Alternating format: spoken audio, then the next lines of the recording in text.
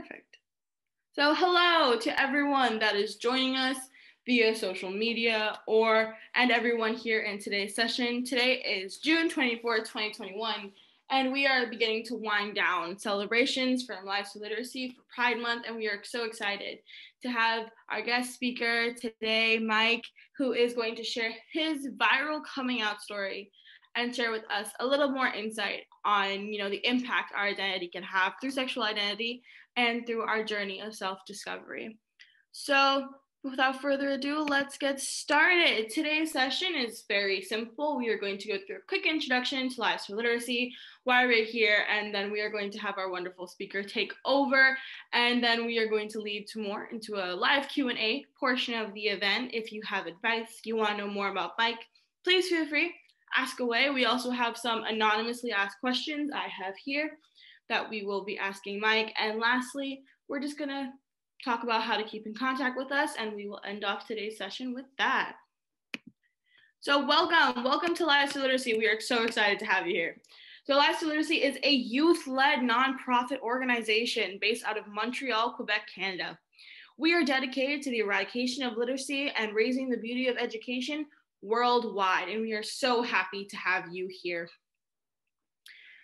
Lives for Literacy's mandate is large part to create safe spaces for hard conversations for students worldwide, and that is why we think having these events for Pride, having these events on racial literacy are so important, because we want to be able to make sure students worldwide can seek the advice they need and feel safe in any space possible, and we would like to foster that. And before we begin today's event, as per the Truth and Reconciliation Commission and our mandate as a civil organization in Canada, we have a duty to acknowledge the land in which we operate. First off, because we are based out of Montreal, Canada, we would like to take a minute to acknowledge the land in which we would be operating, which is Montreal. Though we are all not together, our members of Lives for Literacy have the honor of living across Turtle Island.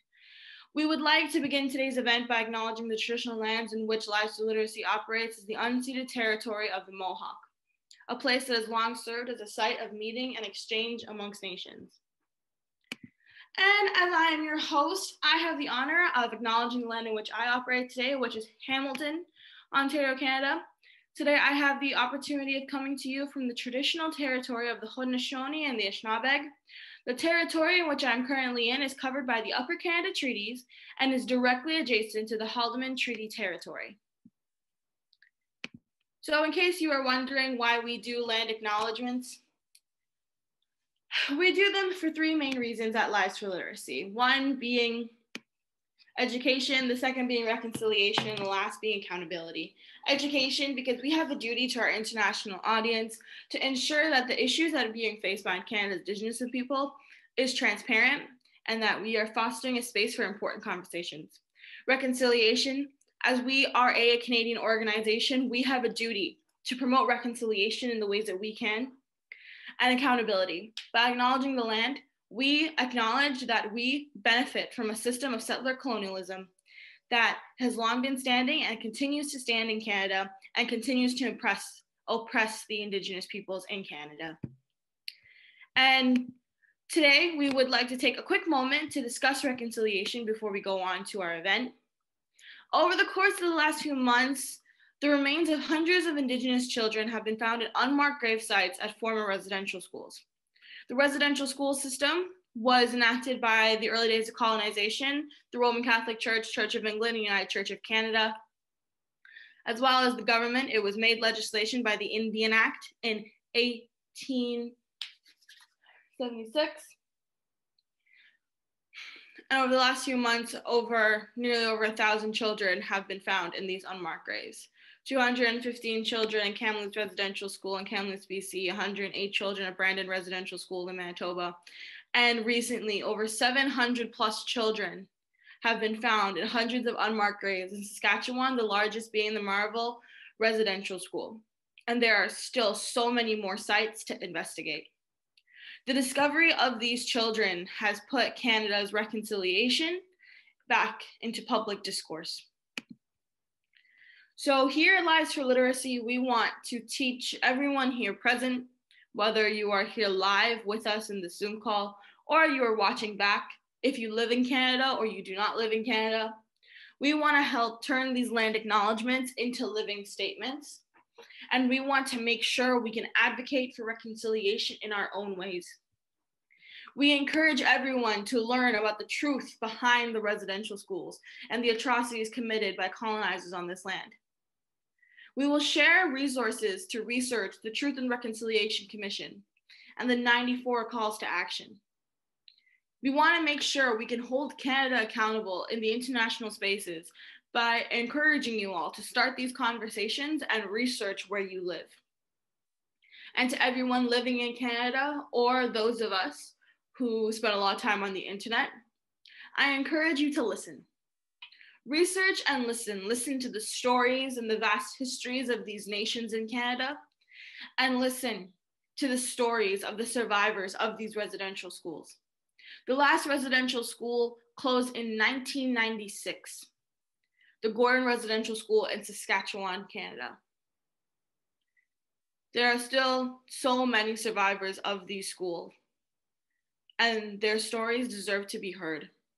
And by doing so, and by advocating for their justice, we can give them a seat at the table, turn land acknowledgements into living statements, advocate for reconciliation, and be a proud ally of Indigenous communities.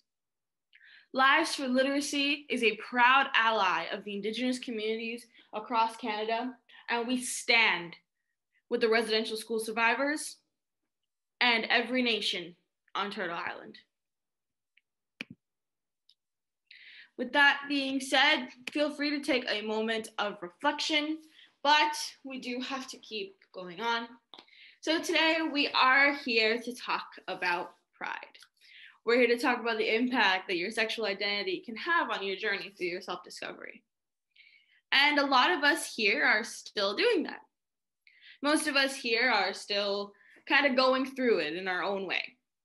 So it's better that we hear from somebody who has been through this journey, who is still going through this journey, but can probably give you a little bit more insight about what we're here to talk about.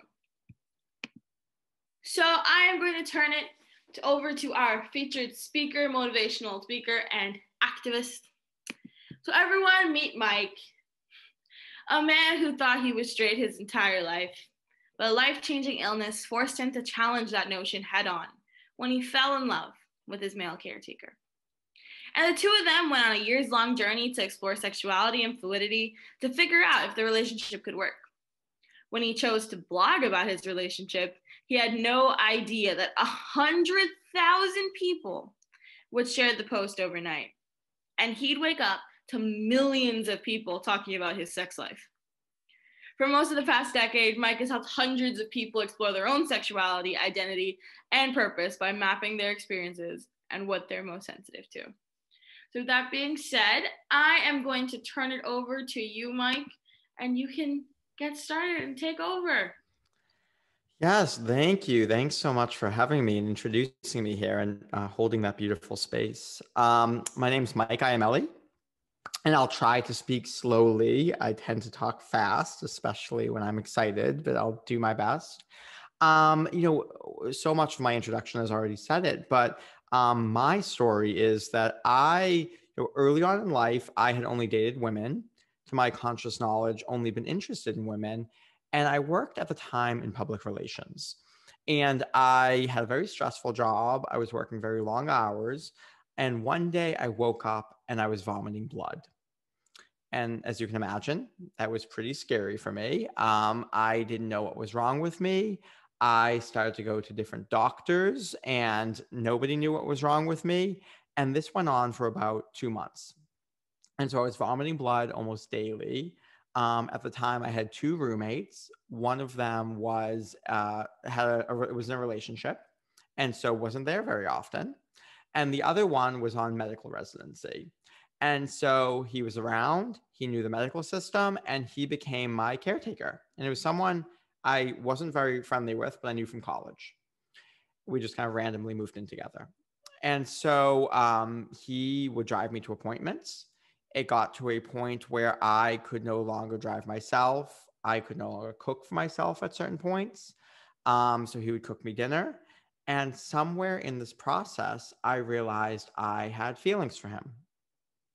And it felt very confusing because, like I mentioned at this point, I had never been with a man. To my knowledge, I had never been interested in a man. Um, it didn't feel sexual or romantic, but it did feel like something was happening here.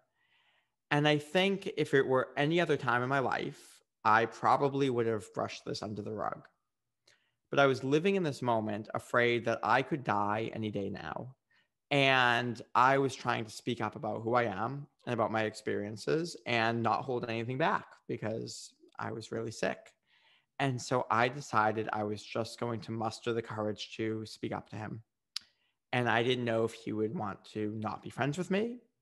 I didn't know if he would want to punch me. I didn't know. I mean, there was a lot of fear that went into this moment, but I decided to speak up.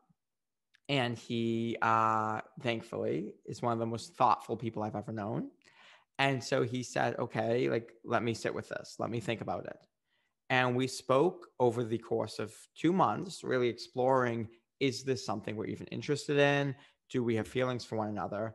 Is it possible to even be fluid? At this point, there wasn't a lot written about sexual fluidity. This was now going back 10 years ago. So there was a little bit less than even today. We've come a long way. And we were really confused. We dated women as we explored a relationship together. And we spent about 2 years exploring if this can work. And we decided that it was working. We wanted to be exclusive with one another. And so during that time, I had left my job, I had started my own business, and I had been writing a blog about how success isn't what it's cracked up to be and really defining success for yourself. And a publisher reached out to me and said, Mike, can I give you a book deal? And I thought, does this happen? You're just going to give me a book deal? Okay. And as we were talking about the book, she was queer herself, and she suggested that I bring up the relationship and that this is an important part of my story. And so I wrote it in the book, turned it in, and then I thought, oh crap. I mean, I have to tell people in my life. They can't find out on the shelves of Barnes and Noble that I'm in this relationship. I mean, my family knows and close friends know, but I haven't told greater networks of people because we were still navigating this relationship. And so I decided the best way I could think to do it is to write a blog post. And since I'm a writer, I can write a post. People can have their own emotional responses that I don't have to hold space for, and they can come to me when they're processed. And so I wrote a blog post. I went to bed. And as we've already heard, when I woke up the next morning, 100,000 people had shared that blog post. Millions of people had read it.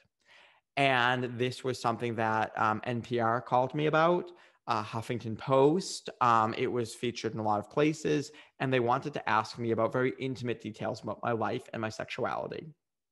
I got thousands of emails that week, many of which people asking me to defend my sexuality, a sexuality that, quite frankly, I wasn't clear about. I was still exploring and really unclear, and asking me to start this dialogue on sexual fluidity and bisexuality and pansexuality.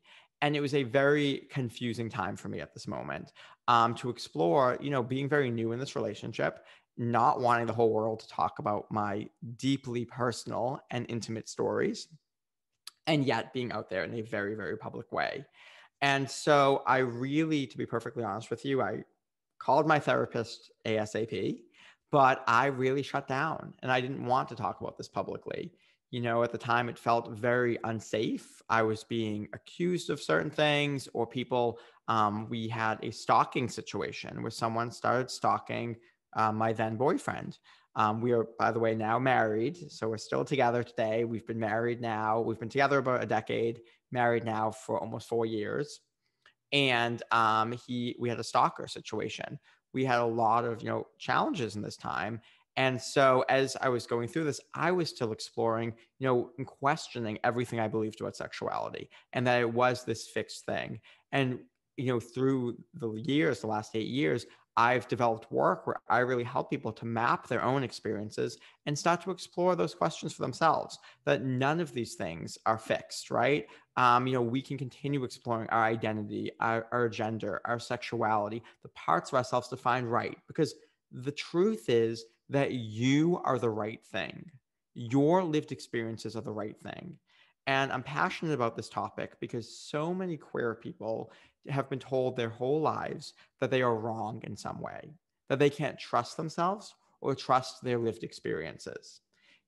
People often say, you're overreacting, you're being too sensitive, that's not how I meant it if somebody is hurt or offended, and really being gaslit or denied their own lived experiences. And for so many queer people, they can feel that they're taught their desires are wrong, their knowledge and beliefs about themselves are wrong, things that, of course, we've known about ourselves or we feel or we're starting to explore and understand. And it's okay that it's an evolutionary process. It's okay that there may not be models out there. I often say that a theory or a label is really only there to generalize lived experience. It's only there to explain you. So if your life, your lived experience is different than that theory or that label, guess what? You've just disproven the theory. You have just taught the world more about what it means to be human. You are the right thing. No theory, no label, no category is the right thing. Those evolve over time. You are the right thing. Your desires are right. Your identity is right. Your sexuality is right. Your gender is right. All of your emotions are right. Your experience of life is right. And it's radical to start from that place. But if we start from the place of you being right, who you are is fundamentally right, and you can trust your experiences, then from that baseline, we can start to build a life that is liberating for all. I often say that queerness is liberation for all. And what I mean by that is queer people are constantly having to liberate themselves just to survive in this world. It's a constantly saying, I'm right. Who I am is right, even if this group or this place or these people tell me I'm wrong, or my beliefs or my, identity, my sexuality is wrong, but actually I'm right. And that is a problem every human has, queer or not. Every human is being put into a box and being told something. But queer people, for survival, have to unpack that just to exist as who they are. And so we have always known that queerness has been on the edge of advancing society, especially queer communities of color. And understanding this means that, not because, queer people want to necessarily advance society. I mean, of course, everybody does, but because it's for survival. To just be yourself is radical and liberating. But that liberation doesn't just liberate queer people, it liberates all people to trust their lived experiences, to be who they truly are radically, and to not have to trust labels or rules over who you are and what you know.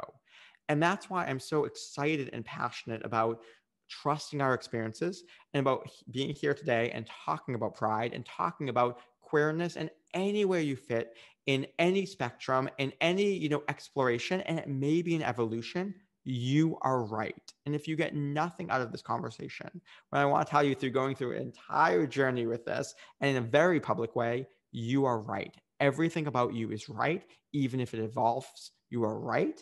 And anything that's telling you that you don't fit into a box, that's the wrong thing. We're teaching the world that actually that theory is wrong and we need to expand it because you are right as you are.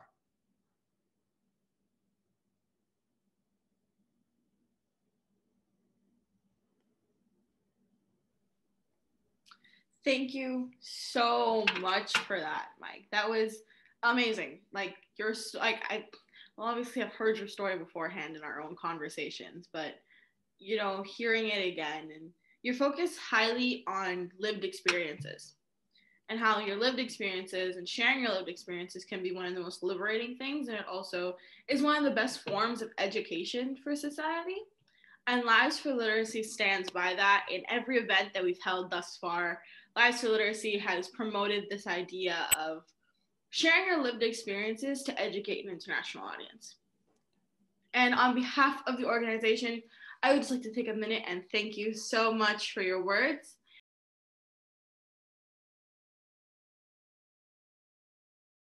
A bit of a question period, but again, thank you so much, Mike. And we are going Let's to head explore. into a little bit of a question period about your story. There are some people who've already asked questions and they would like to be kept anonymous. So I will be taking Sure. care of that. And if you all have any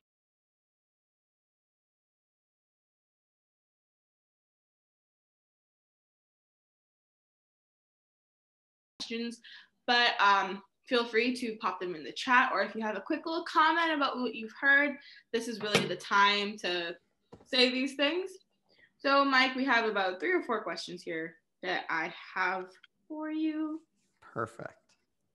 So, on the topic of creating safe spaces, this comes from somebody that is an ally, and they would like to be the best ally that they can for their family. So, how do I make myself more approachable to having these conversations with people who identify in the LGBTQ plus community? Yeah, I think this is such a beautiful question.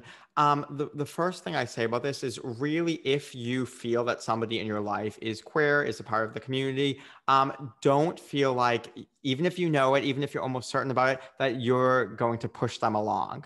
I know so often we want people to feel really safe with us, but everybody's on their own timeline and they're going to come out when they want to. I think as far as creating that safety is really just making it clear about your stances, whether it's talking about a recent news article related to the LGBTQIA community, whether it's talking about, how you feel about a certain thing, just to make it clear that this is a safe space. This is highly acceptable here.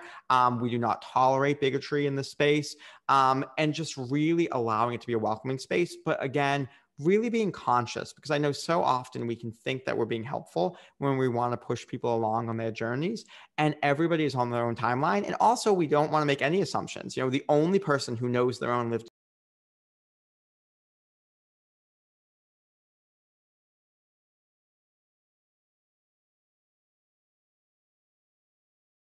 is just make sure that everybody knows our stance on things, that we are always open to conversations. We are always a safe space, and we will never, ever pressure anybody. They can come to us when and if they're ever ready.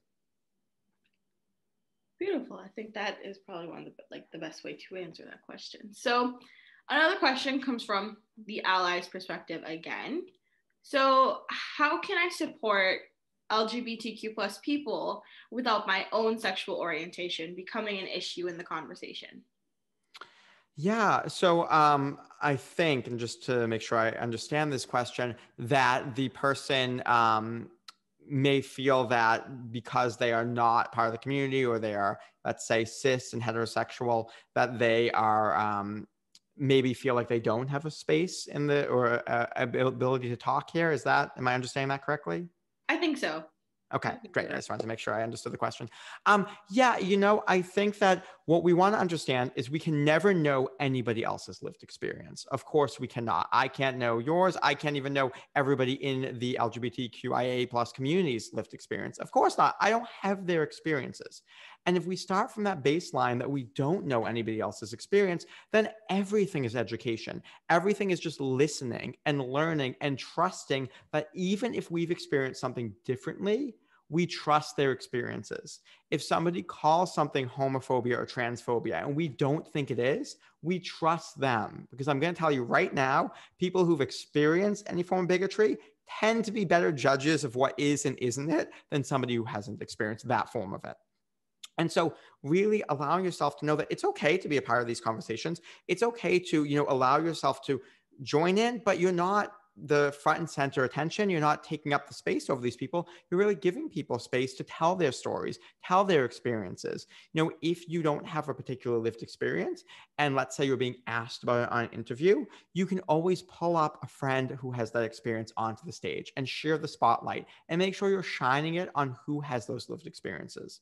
So I go back to lived experience again and again and again, because I think it would not serve us if only people in the LGBT queer community are talking about their experiences and nobody else is having these conversations. That wouldn't serve anybody. That would just keep it very small and limited. We want allies to be having these conversations too. Absolutely. We want everyone to be having these conversations, but just remembering who's being centered here. Who are we trusting, and whose lived experiences are we really talking about? So I think it's wonderful and it's great to start conversations with your friends, continue educating yourself, continue, asking how you can serve and how you can help, not feeling like just because you're not a part of the community, you can't advocate for that community, because you absolutely can.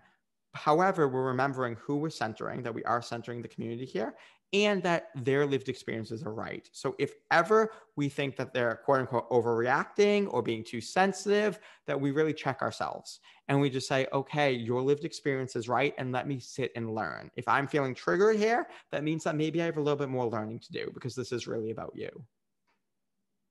Thank you. I think a large part of that too is like, if you are uncomfortable during that type of conversation, there's a reason as to why you're uncomfortable. And it could be that you're trying to unlearn your own biases towards the LGBTQ plus community. And, it's a very long journey. I know people who are allies, they often say like, internalized issues such as homophobia and transphobia, it doesn't go away overnight. Absolutely. You cannot wake up one day and be the perfect ally. And I want to say, even for queer people, right? Like, we've all got our own internalized stuff, and we don't always benefit from it. So we've internalized it, but still are marginalized by that very thing. We're all on this journey of working through our stuff, and I think, yes, we want to work through as much as possible. We do not want to put the emotional labor on queer people, but also to understand that you're going to make mistakes. We're all going to make mistakes. We're all learning. And if we're afraid to have these conversations and to start engaging with it and engaging with our triggers, then we're really keeping things suppressed and nothing is changing. And so we really want to make sure that we're engaging in conversations and knowing we're going to screw up sometimes. And that's not just specific to, queerness. We could be talking here about race. We could be talking about, ableism. We could be talking about any challenge in the world that we don't have the same lived experience and that is marginalized or oppressed in our world. And we know there are numerous. So allowing ourselves to always center those lived experiences, always be curious, know they are the default, they are right. If we're talking about their own lived experience, obviously people who have that experience are the most knowledgeable about it, but we can engage and we can recognize our own triggers and work on unpacking our own stuff and not be afraid to continue stepping up. I think one of the greatest forms of allyship is not only to have conversations with your queer friends, but also to then bring what you learned to non-queer people and continue that education process. And I think that's a beautiful way to carry forward their lived experiences and allow them to say, well, actually, I was talking to my friend and this is something that, you said that I didn't realize was problematic, but now I've learned more. And that's a really beautiful way to continue spreading that love. Thank you. Now, this question comes from somebody who, identifies as one of the community. They identify as bisexual, but they are definitely afraid of the reactions of those in their inner circle about coming out. So they want to know, is it enough to know my identity? Do I have to come out publicly to feel like I'm part of the community?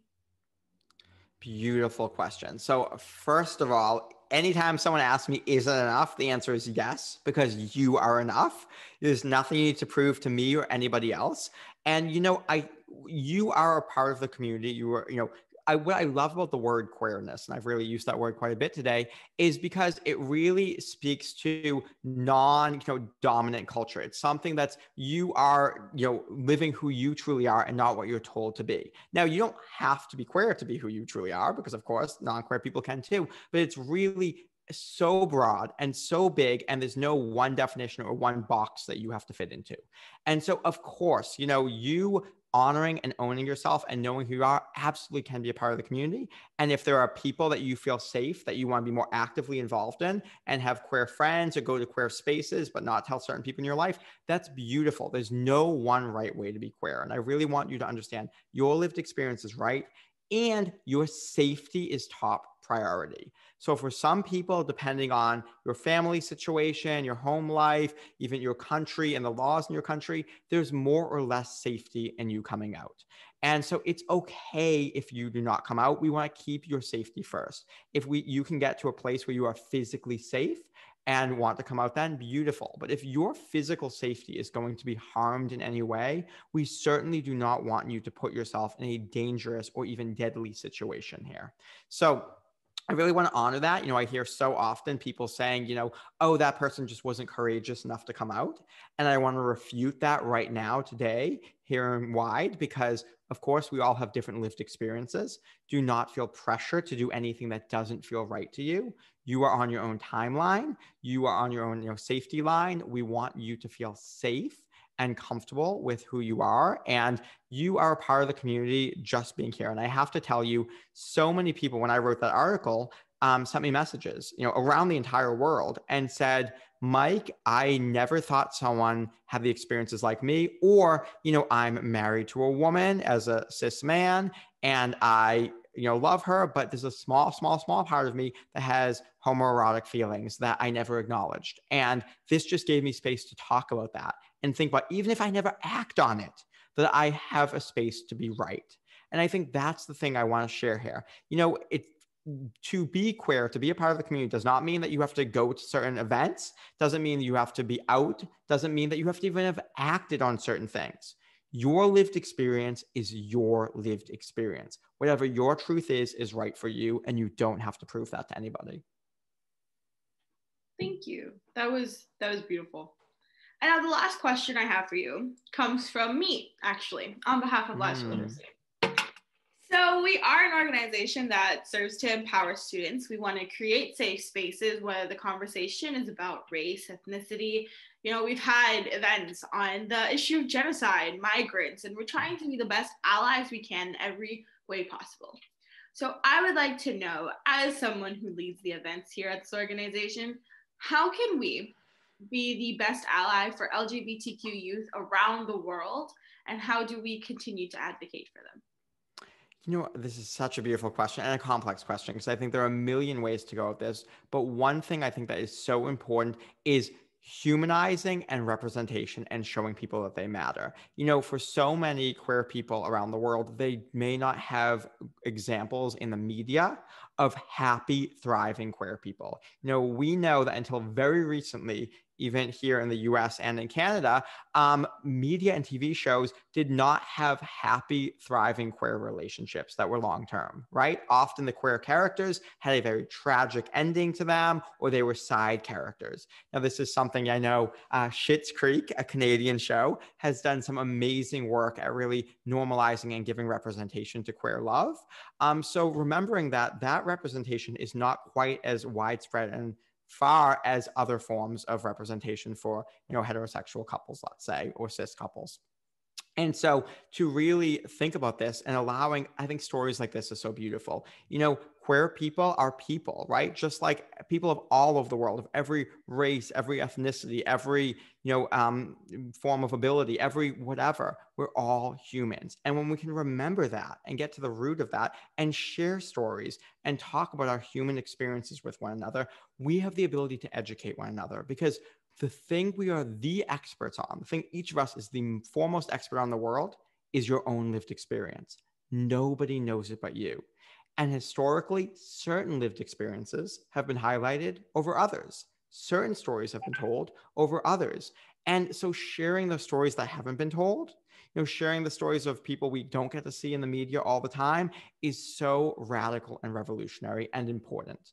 And I think it's really important that we champion those stories. We seek out what we're not seeing or hearing all the time. We're listening to those people and what they say their needs are and desires are, and how we can make this world a better place. Because if we only listen to the same voices, we lose so much wisdom for the world. And we have a rich tapestry of lived experiences alive today.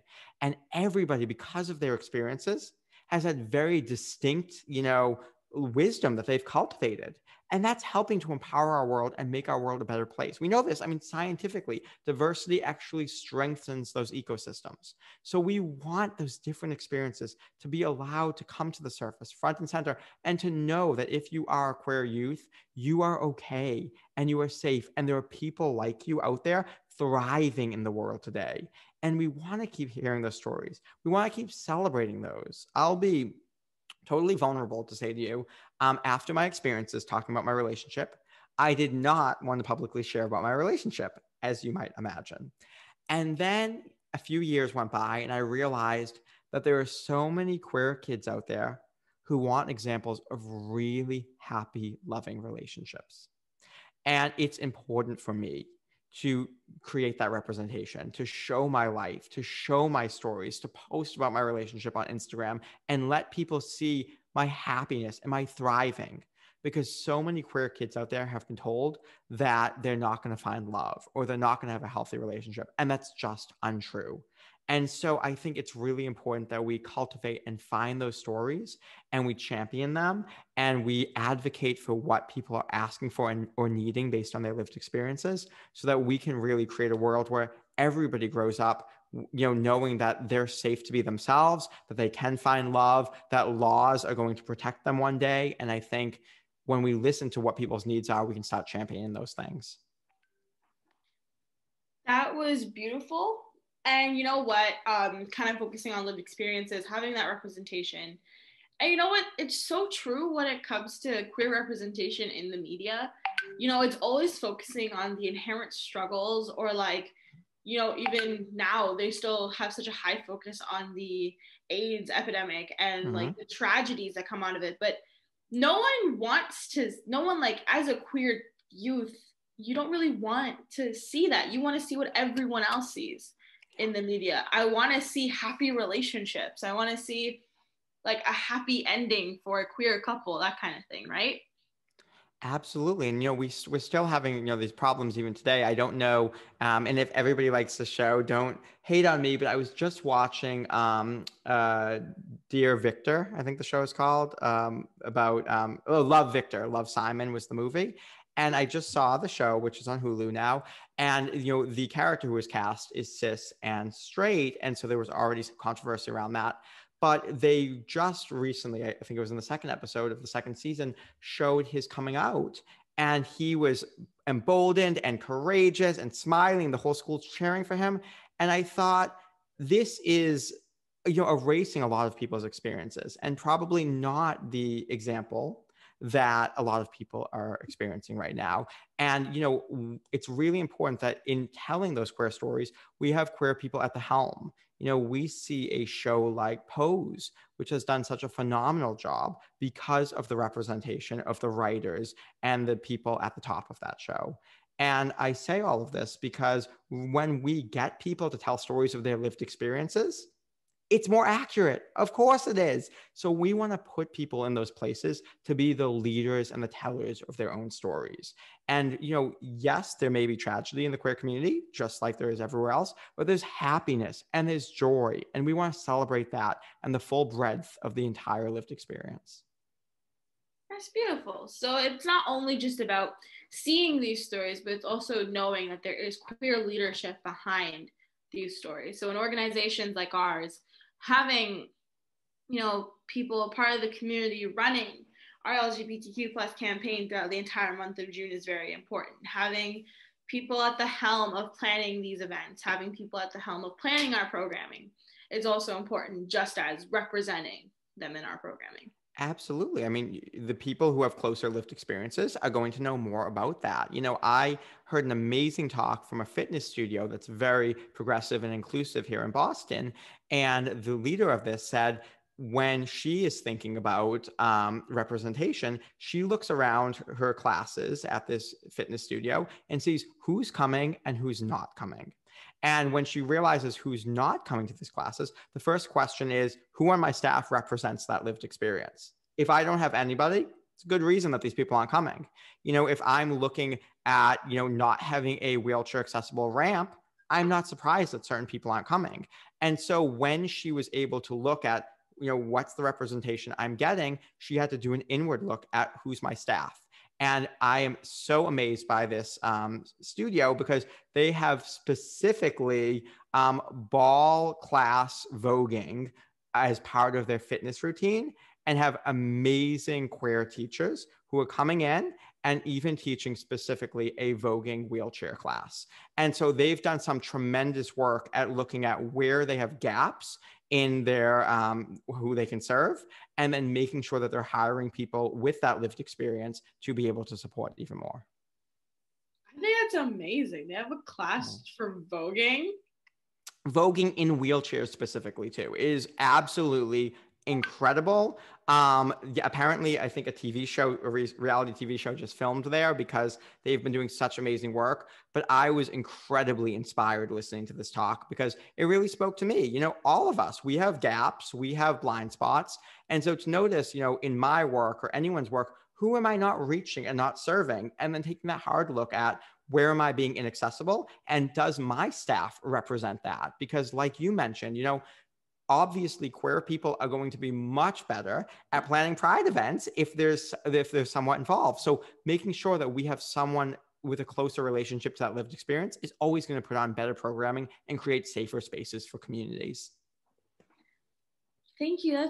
That was wonderful. And that actually comes from like the last question that we had for our little anonymous ask. If anyone else has any questions, feel free to pop them in the chat. If you are still thinking about them and you want to pop Mike an email, I will be happy to send that forward. And also this will be on YouTube. So I'm sure one day we might have a comment section full of questions about Mike or for Mike. So keep those thoughts coming. But at the end, after a little Q&A, that's all for us. So thank you to everyone who has joined us, whether it be in this Zoom call or you're going to be watching it back on social media.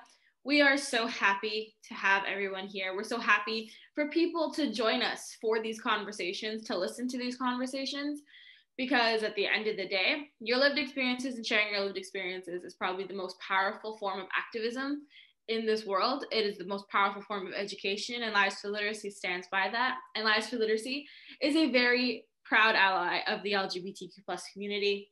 We know that Pride is not only celebrating our queerness, but it's also celebrating the journeys queer people and queer folk go on. This journey of self-discovery is so important, and it never ends. You could be 50, you could be 70, you could be 10, and you will always be searching and always be looking at yourself and looking to see if there's any way that you could empower yourself, and you'll always be discovering something new. So thank you, Mike, for joining us and leading us in that wonderful discussion and answering all of these amazing questions. And thank you all for joining us. And if you want to keep in contact, if you're on YouTube, stay in touch. Find us on social media. We have a really awesome website with all of our events. Follow us on Instagram, where you'll see our wonderful Pride campaign hosted by our directors of our LGBTQ plus programming. And we're also on Facebook and LinkedIn if you want to check us out on there for more professional content, if it were. But thank you all so much for joining us. And once again, thank you, Mike. This was an amazing event, and we are so appreciative of your time. Yeah, thank you for having me. And with that,